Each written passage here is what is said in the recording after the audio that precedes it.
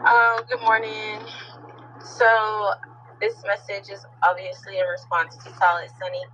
I did see your video message this morning and actually really enjoyed it. And I think you should do more of those. And I probably will respond to them. I will respond to them for you and for me and for other people that probably need that. So you said a lot of stuff, and it was like a truth talk, and a lot of those feelings I felt in my life before too. Even though I feel like getting to know you is not getting to know your disability. Not for me. That's a part of your journey, but that's not you completely. Do you understand what I mean? So like some feelings that you have may be related to that, but I want you to know that some feelings that you have are just, it's life. Like sometimes we all feel like I'm not where I'm supposed to be. And it's like, it was a cycle for me, right?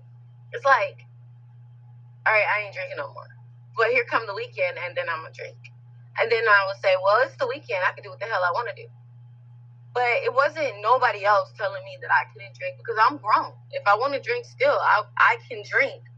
But I choose not to because, again, I'm the one, the sober one, me.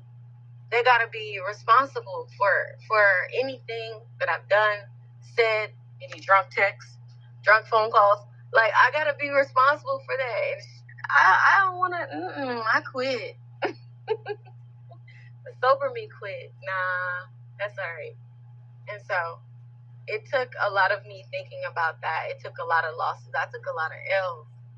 And then, and I thought that, like, when I was one and done, like, when I finally did start drinking. But I had never been in a, like, highly, highly stressful situation.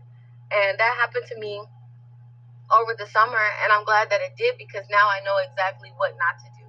Even though I have not drinking a whole entire year, over a year, I see that the moment I picked up that bottle, things got worse, almost worse than they ever did before. So, like, no. That's not going to be the answer for me. That's not going to work. But that's that on the drinking part. I know your whole thing wasn't about drinking, but it was just kind of like that. And I thought I could, like, if I could tell the younger me that, because I told myself a lot of lies, like, when I was younger. Like, I'm just having fun. I'm just turning up. And some people, they can. But it wasn't for me because when I would wake up or when I was sober up, I would feel very, very depressed. I would feel embarrassed about what happened because I didn't even know what happened and I didn't want nobody to call me and tell me what happened because I didn't even want to be more embarrassed. And it would take like a couple of days for me to even just feel normal again. And sometimes I would just drink again to feel normal again, to not feel bad about what made me feel bad in the first place, to only then feel worse. Like, it was bullshit, man. If I could beat the drunk me up, I'll beat that bitch up. But I can't. But I'm grateful for every lesson learned. I'm grateful for the path that God put me on because it's going to help somebody else.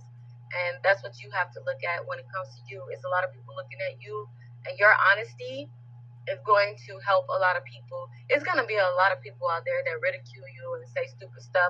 That's your story. Not everybody got a story like yours, girl. You're amazing. I know people say all the time, like, oh, you're so beautiful. But when you're that person, like, what the hell does that mean, bitch? I still need some money.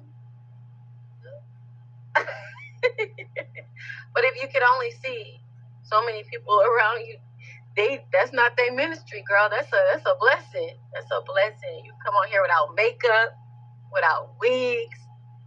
Like, that's a blessing. Let me tell you something. But it's a lot of people that really want to be your friend. They just don't know how.